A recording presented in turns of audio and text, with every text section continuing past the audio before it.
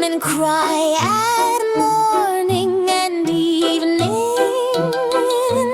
Apples and quinces, lemons and oranges, plump unpecked cherries, melons and raspberries, bloom down cheeked peaches, swart-headed mulberries, wild freeborn cranberries, crab apples, dewberries, pineapples, blackberries, apricots, strawberries, all ripe together in summer weather. Come by, come by.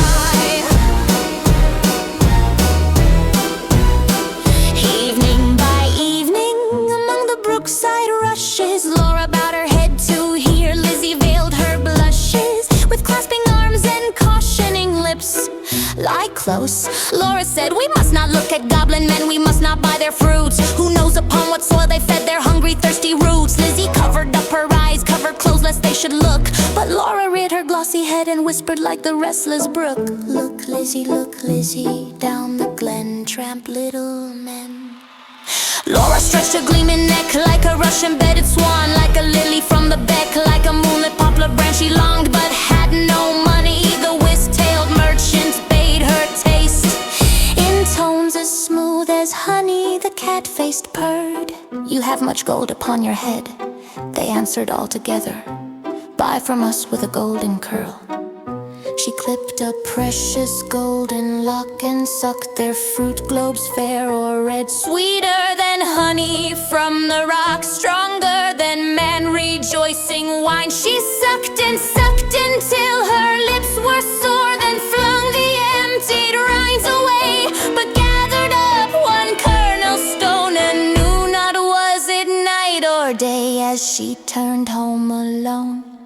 Dear, you should not stay so late, twilight is not good for maidens. Lizzie met her at the gate, full of wise upbraiding. Do you not remember, Jeannie, how she met them in the moonlight, ate their fruits and wore their flowers? But ever in the moonlight she pined and pined away, then fell with the first snow.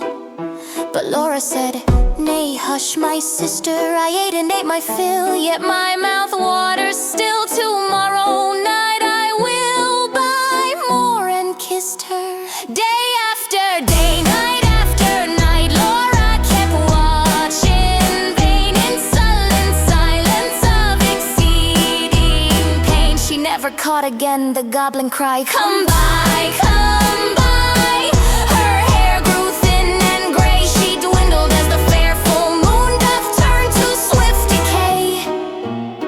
She no more swept the house, tended the fowls or cows, but sat down listless in the chimney nook and would not eat.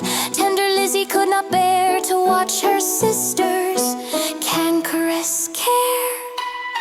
Lizzie weighed no more, better and worse. She put a silver penny in her purse, kissed Laura, and for the first time in her life began to listen and look. Laughed every goblin when they spied her peeping, came towards her hobbling, flying, running, leaping. Good folks, said Lizzie, give me much and many. Held out her apron, tossed them her penny, but they answered, sit down and feast with us, be welcome, guest with us. They began to scratch their pates, no longer wagging, purring, but visibly demurring, grunting and snarling. They held her hands and squeezed their fruits against her mouth to make her eat, but white and golden Lizzie stood like a rock of blue veined stone, lashed by tides obstreperously. She uttered not a word, but laughed in heart to feel the drip of juice that syruped all her face. At last the evil people, worn out by resistance, flung back her penny, kicked their fruit along whichever road they took. She cried, Laura, up the garden, hug me, kiss me, suck my juices, squeeze from goblin fruits for you, goblin pulp and goblin dew. For your sake I have braved the glen and had to do with goblin merchant men. Laura started from her chair, flung her arms up in the air, clutched her hair. Lizzie, Lizzie, have you tasted for my sake the fruit forbidden?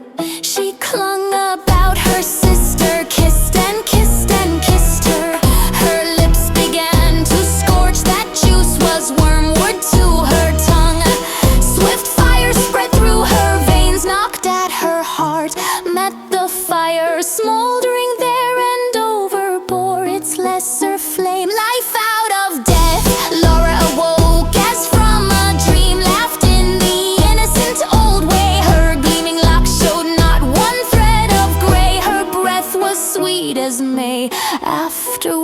when both were wives with children of their own, Laura would tell them of her early prime and how her sister stood in deadly peril to do her good. For there is no friend like a sister to cheer one on the tedious way.